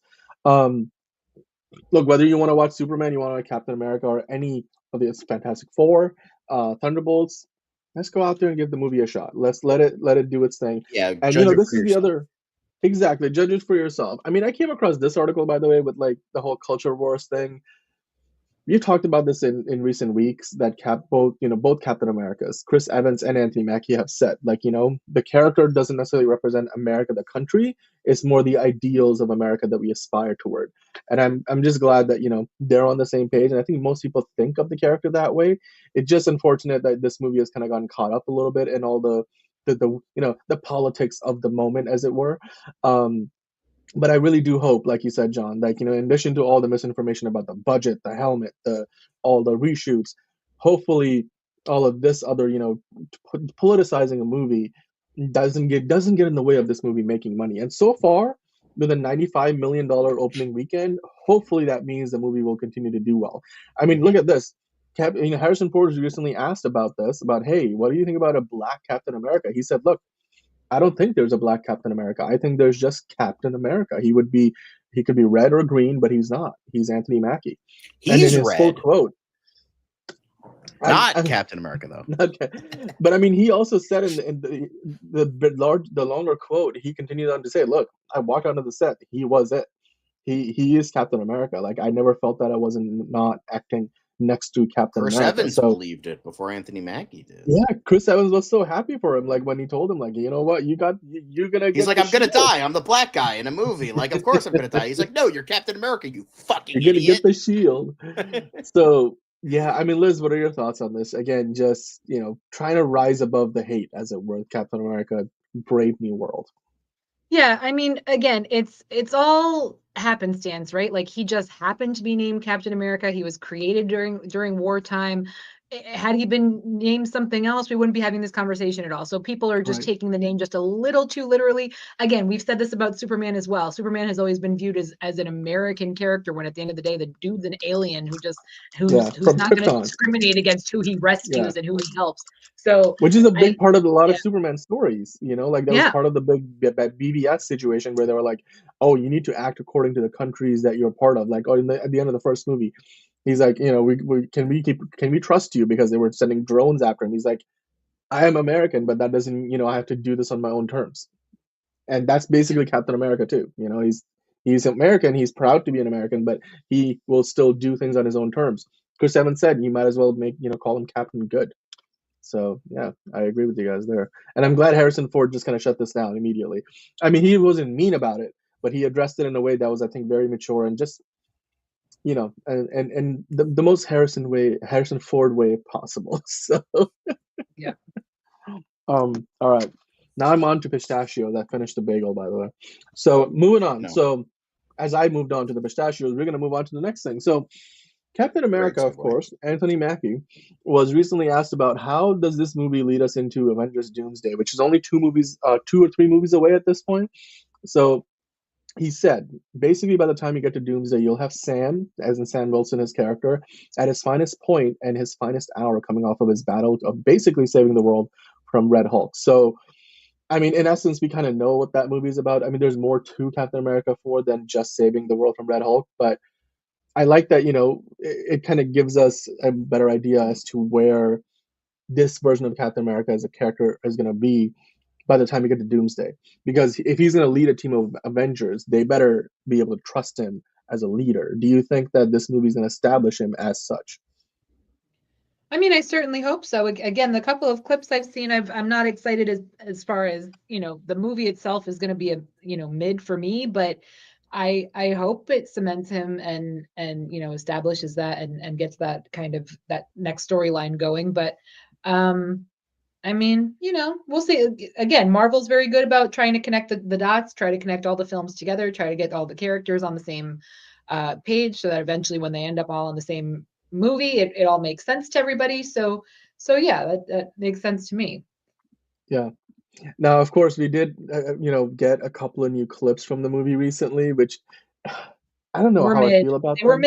They were mid. What do you think about this? He's kind of getting his butt whipped. There's a wrestling move right there. And then, he eventually ends up beating the guy. But I'm like, it reminded me of some middle of the road MCU movies, but not necessarily the MCU at its very best. What do you guys think? Yeah.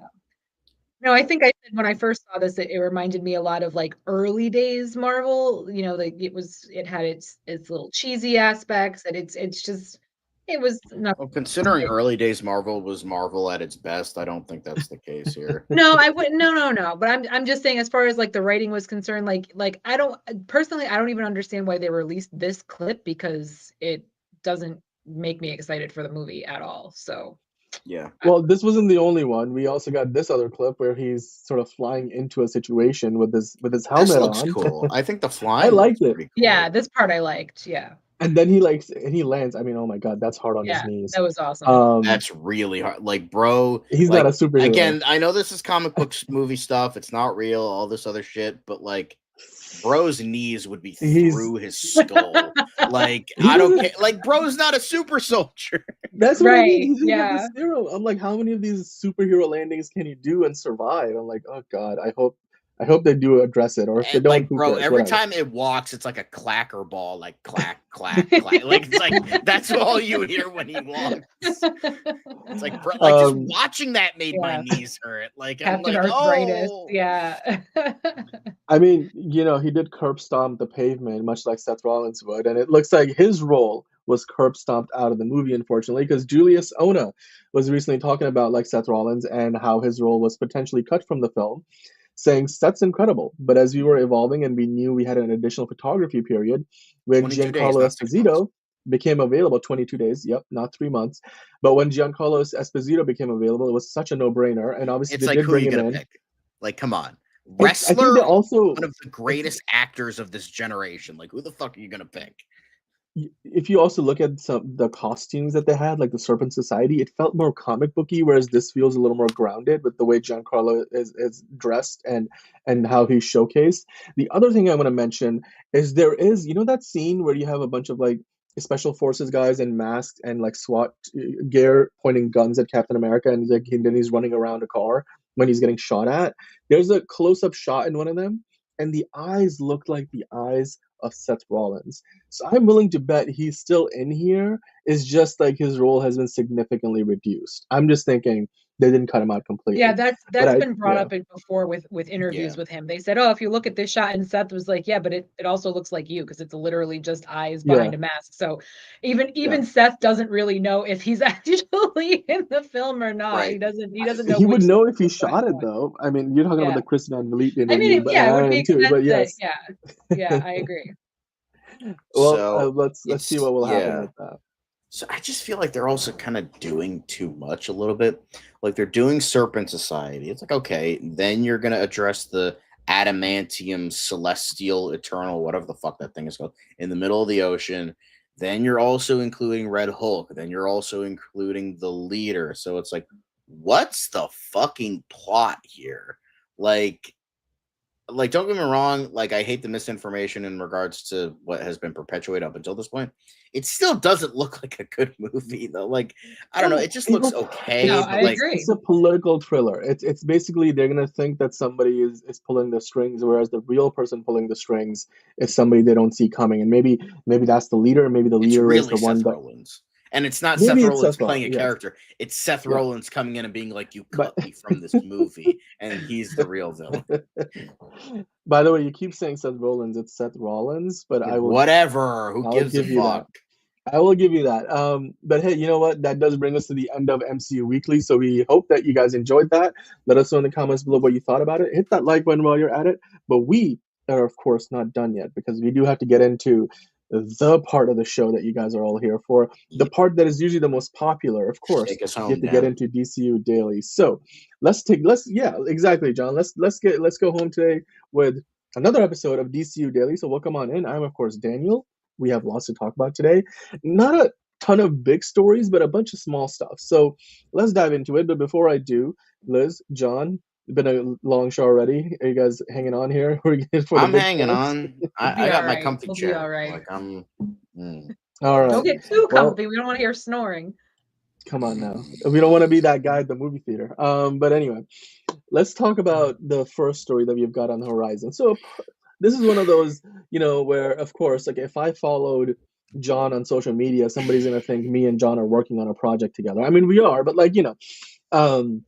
DCU Daily, that is. But James Gunn recently started following, or officially, I mean, I don't know what officially following means, but he started following Carter Swan, who's a senior producer at PlayStation Productions, or PlayStation Studios, or is it Productions? Productions, maybe the video game side of things. So people are speculating, does that mean that a DC video game might be coming just because James Gunn has started following Carter Swan on social media? Thoughts? Liz, say the Reactions? line. Say the line. Get a life, gang. Get a life. There we go. There we go. That's all we need to say. Get a fucking life, because this means diddly dick. Yeah. Doesn't mean shit. Doesn't mean shit. Stop believing these people. Get a life. And if Go there touch is some a grass. game, It's great. fine. I It'll hope be it's fine. good. But what if it's not good? And we're just who cares? Who cares? Who cares? Yeah, I mean, this is just one of those situations where I'm sure it's possible Right. that they, actually have something going on in the background. James Gunn has discussed the idea, but there's no confirmation that this is actually what's going down. So yeah,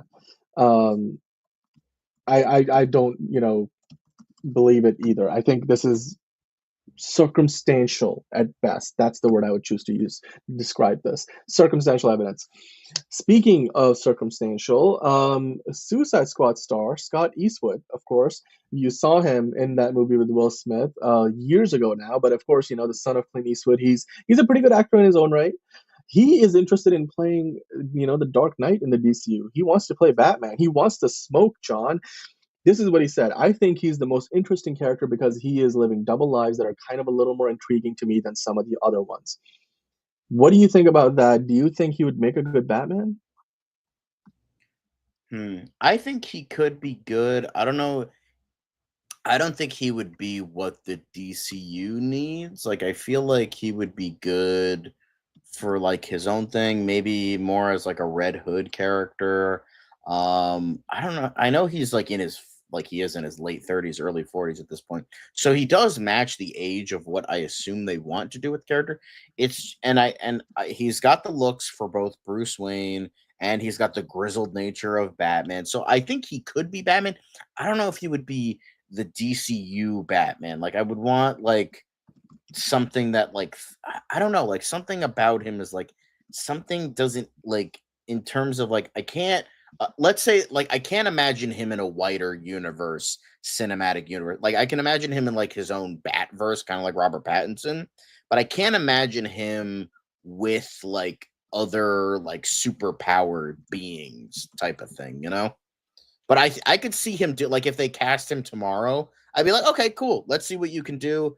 there would have to be a little bit of proving there, but not a ton. Like, I think he can be Batman. It's just it's We fan cast him before. I mean, he's not necessarily the favorite pick for most people. I mean, Liz, would you believe him as Batman? I mean, I do. I mean, he looks a lot like the illustration right there. But for me, I was like, oh, I could see him more as like a Robin. But I mean, yeah, why not? He's fit. I'm sure he's tall enough. So he'll definitely John showing us fit the that he's profile. tall enough. Yeah, I'm tall. So very tall, except not really. I mean, hey, Robert Eggers was blown away by the Batman, so maybe if Robert Eggers directs, I mean, but he'll probably cast Nicholas Hoult, or he would like to do Robert Pattinson, probably not, Scott Eastwood. I think Scott Eastwood could do really well. This could be his big break. I mean, age-wise, I think he fits the profile. You can age him up even a little bit. He's got the pedigree, and I think he's earned it at this point. He hasn't quite hit it big in Hollywood with a franchise yet, so hopefully this could be that for him. I wouldn't mind seeing it. I would not mind seeing it. You guys let us know in the comments down below what you think about it. Would you like to see Scott Eastwood as the next Batman in the DCU? But in the meantime, there was a different movie that we almost got. I mean, this is one of the things in the thumbnail for today's show. Stephen Amell claimed that there were plans for an Arrow movie, and this is what he said. To my understanding, it just got killed at the studio level from people that I think were making decisions that were fear-based. What are your because your thoughts on fucking this? show sucked. Like, they didn't want to fucking make a movie out of a show that sucked. It's not like you were Firefly and you got an ending in a TV movie form that helps shit. No, your show after like season 2 sucked dicks, so nobody wanted to make a fucking movie out of that. So shut the fuck up. Yeah, I mean, to me, this just seems like something where maybe they floated the idea and it didn't really go all that far. I just don't believe that they were going to turn that TV show into. If they were doing that as a spin-off of the TV show, it just seems unlikely because that Arrow, as long as it lasted, ratings wise, it was never like a huge hit. And even in its peak of its prime, which was only for the first few years, I mean, the show had plenty on its plate just in the number of episodes. It did like 20 episodes a season. So I don't know. I mean, I don't know how real this ever was. Like maybe Stephen Amell said it and it's just being taken out of context. Maybe he kind of said it in an offhanded way. I mean, Liz, do you really believe they were going to do an Arrow movie with Stephen Amell? I mean, he was certainly extremely popular. He always had the longest packed lines at Comic-Cons when he would make appearances. So I know he has the fan base behind him. But I mean, I agree with John. Like, I tried watching the show because he was so popular. I was like, oh, let me get behind this and see what the deal is. Holy shit, that show is garbage. The writing is dog shit. I couldn't get past the first season, for Christ's sake. So I mean, there's always that possibility, right? I mean, there were plenty of things that were touted as potential. We could go further, we can go bigger, we can do more things, we can explore. I mean, there was supposed to be like an Office movie, so so sure, but why are we bringing it up now? Because he's not relevant, nobody's talking to him, and he's bored as fuck, like probably. Yeah. So okay. Sorry that didn't happen. Like it's not certainly not going to happen now that you've made the comment. So all right. Thanks for wasting our time. Burned a lot of bridges and all that shit, so it's like, all right. Isn't he in the new Suits LA show? I mean, he's doing fine. Gives he was fuck about Suits. Well, it does have a huge rating on Netflix. So, yeah, okay. Yeah, I mean, look, it's to me, it's not better writing than Arrow. I'll tell you that. He is probably the most. I know he was on that show Heels, right? He was on that wrestling show. Yes, it's a wrestling show. Yeah, he's still doing that. I think. I don't know if it's on Stars or Showtime. I think it might be Stars. I think it's Stars. Stars, yeah. But look, Stephen Amell, for better or for worse, he's the most well-known Green Arrow we ever got. I think the version of the character that we got was a lot darker than what most people are used to. It's kind of like the Superman situation where they're like, Henry Cavill is great as a Superman. He's just not great as the Superman necessarily. The way, and it wasn't his fault. It was maybe the way the character was written for those movies. I get that, and I feel like a lot of the same criticisms were levied on Stephen Amell because he was a good Green Arrow, but maybe not necessarily the Oliver Queen that people are used to from the comics, the quippy Green Arrow, the guy who has fun, who's got, just an over the top personality, and somebody who we enjoyed a lot of in the animated shows in the early 2000s, in the Justice League animated show, the Justice League Unlimited animated show. But it just seems like, hey, it's, to me, it's pretty unrealistic to think they ever really seriously considered making an Arrow movie with him as the star. But you know what? If it was the case at one point, then hey, it's certainly not happening now. By the way, Manos time. I think Matthew Vaughn could do a great job as a Batman movie director or a Green Arrow movie director. We just don't know if he's interested. He's got so many other projects Let's going on. It'd be after interesting. Argyle. Let's not. It would be interesting to see if he's even wants to do something that's not one of his own creations. But I mean, my Dream in Orbit asking, were they afraid it was going to fail or afraid it would take off and need to continue that crap? You know what? I don't think they probably believe it as a serious idea.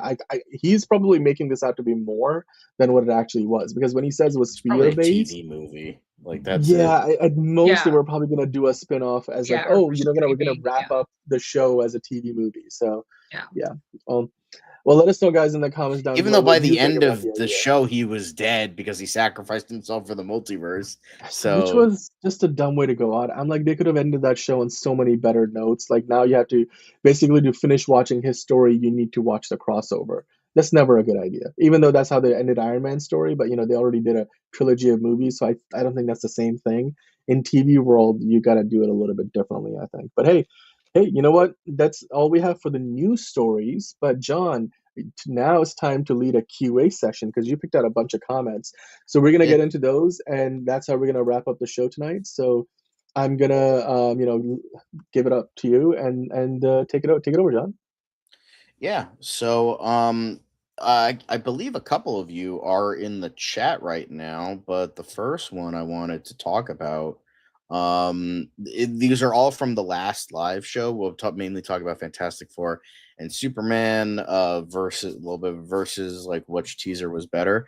The first one I liked, I think Magical Sky was, I don't think he's in the chat right now, but from Magical Sky Wizard, he was saying, it's a close one, but unfortunately for Superman, it's lacking family. So he had to go with Fantastic Four. You don't turn your back on family.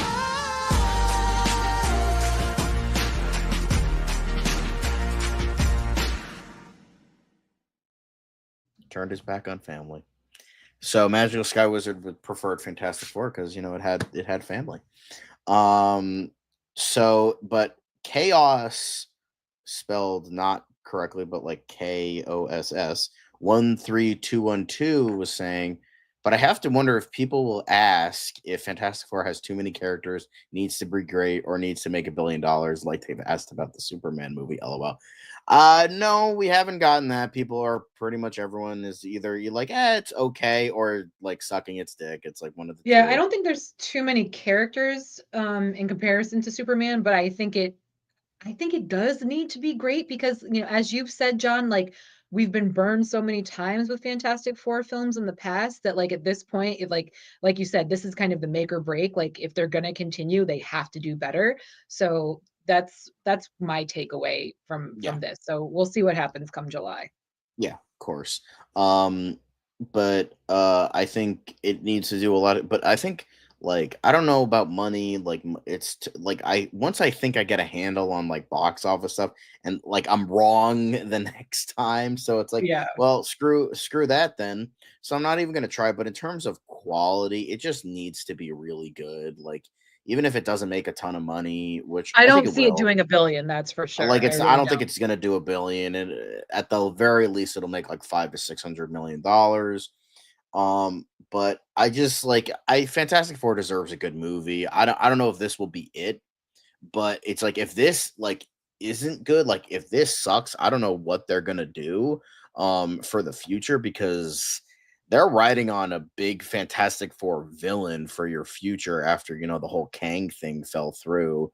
So I'm just curious about that. Even though I know Doctor Doom is more of a Marvel villain than specifically a Fantastic Four villain, but I think there's a lot riding on both of these movies, and I just hope both are great. I want both to be great, but we'll see. I like the retrofuturism aspect. I like, the Fantastic Car and Herbie and all that stuff. It's just like some of the CGI is wonky. Hopefully it gets better once we get to the movie. But it's just like, it's so amazing that I find it to be so funny. It's like, oh, the Thing.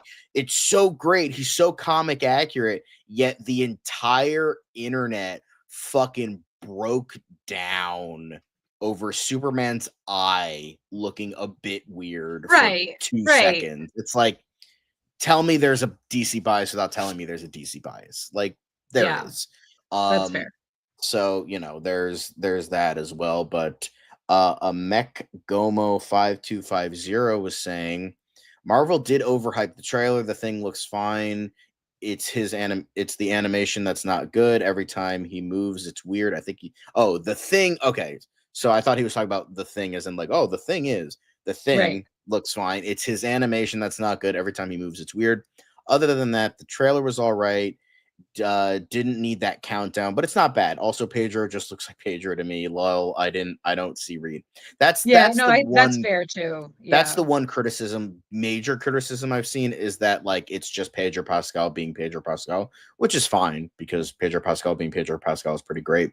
And Reed Richards is kind of a dickhead, so I'll take America's sweetheart space daddy over dickhead Reed Richards like he usually is. So there's that. But I think.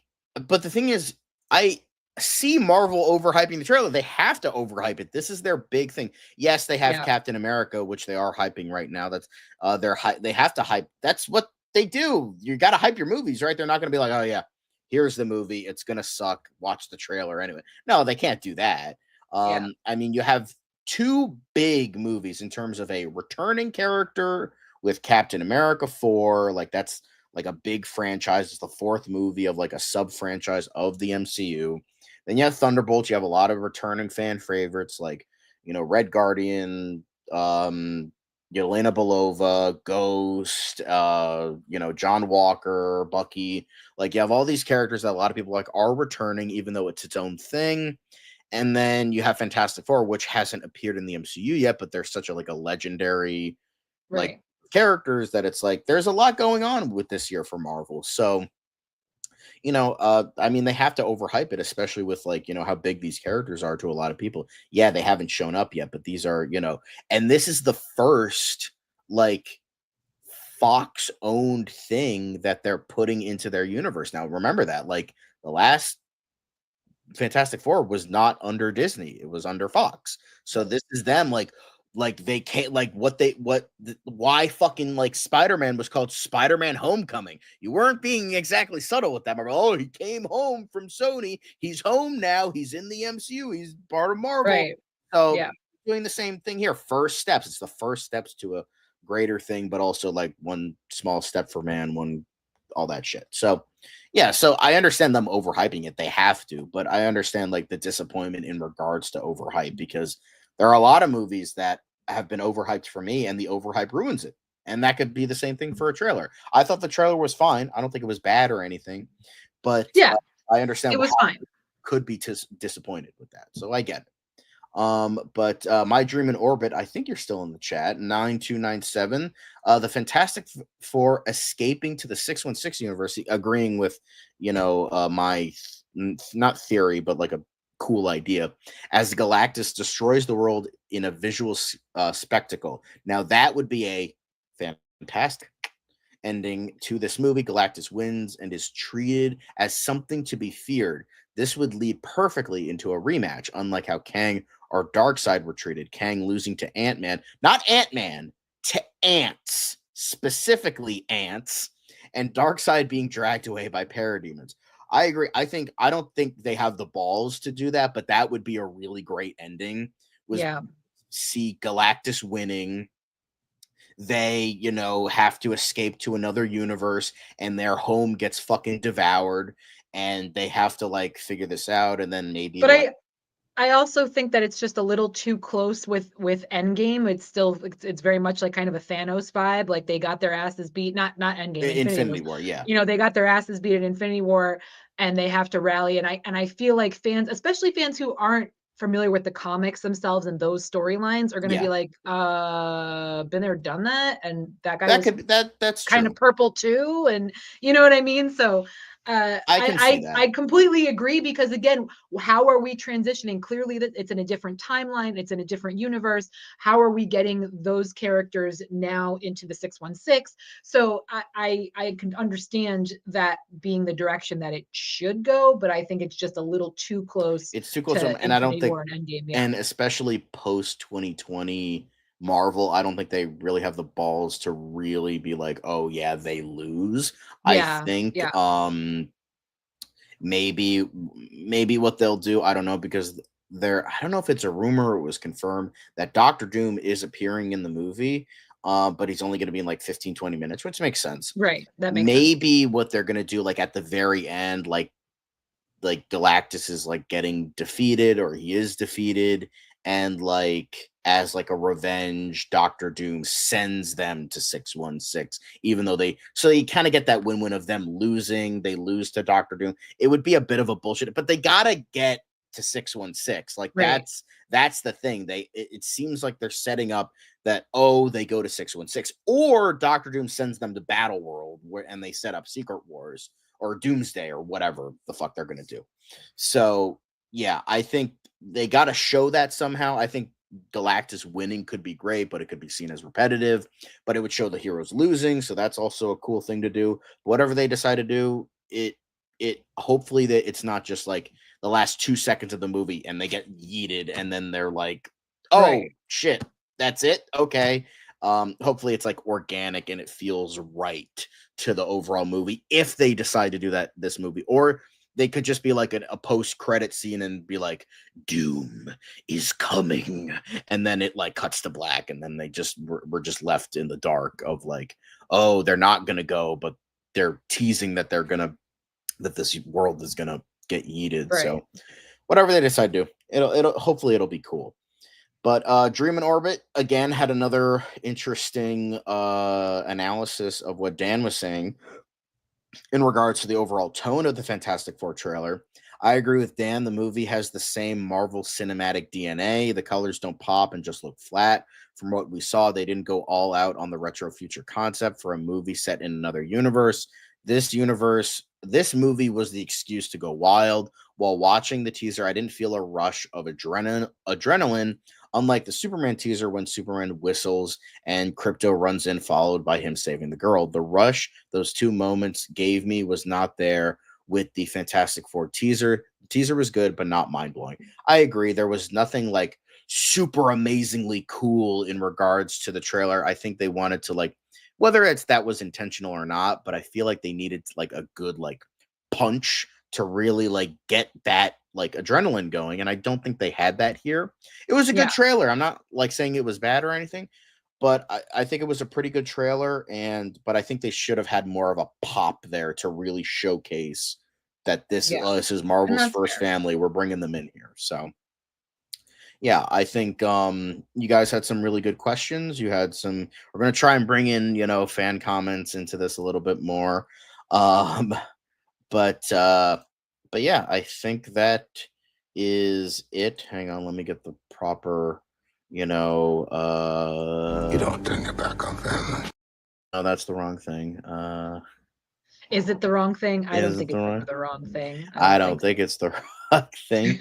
But it isn't the wrong thing. You guys watching us, thank you all for watching. I'm going to try and get all your names. If I don't get everybody, I apologize. But Hosea coming in at the very end, Chuck Rod, Manos Time, Caleb, Honka Honka, My Dream in Orbit. Thank you for your comments, by the way. The main man, Jalen Harris, Manos, Hosea. Enterprising was in for a little bit. Well, let's see. I think Antonio was in here for like a hot sec. TC24 was in here. Yeah. Marco Ramos, as well. Fiona, talking, but she doesn't count. It's Mochi, and a whole bunch of other great people coming in and giving us all sorts of fan comments. So thank you very, very much for watching. We all love and appreciate you watching, especially at this strange time. We're not usually like this at starting at like 4 whenever we started. So thanks for that. Usually we're late at night on the East Coast at least, but please make sure to like, make sure to comment, make sure to subscribe, because we wanna gotta beat that YouTube algorithm. Gotta beat that shit. But yeah, well, we talked about a lot of Captain America stuff, shutting down misinformation, because we love to do that here. Get a life. Spread. We gotta add that clip soon. I keep forgetting, but I gotta add that clip soon. Like with the chat coming in, being like, "Get a fucking life, guys. Get a life." But like, comment, subscribe, hit the bell. I'm not playing the clip. I know Dan wants me to, but I'm not playing the clip. Nobody likes the clip. Nobody likes the clip. But yeah, that's it for today. Thanks for watching. I'm bad with goodbyes because I don't want to leave you guys. Well, again, gang, the pod will have Dan, John, and Fiona this week, so be sure to tune in. Try not to curse anywhere you listen to podcasts or enjoy any type of audio media. So give a search for Try Not to Curse, and you'll be reunited with the gang. Yeah. So thank you for that. Catch you Thank you next for your time. plug. And thank you. But thanks for watching, guys. We love you. See you tomorrow you. for another DCU Daily.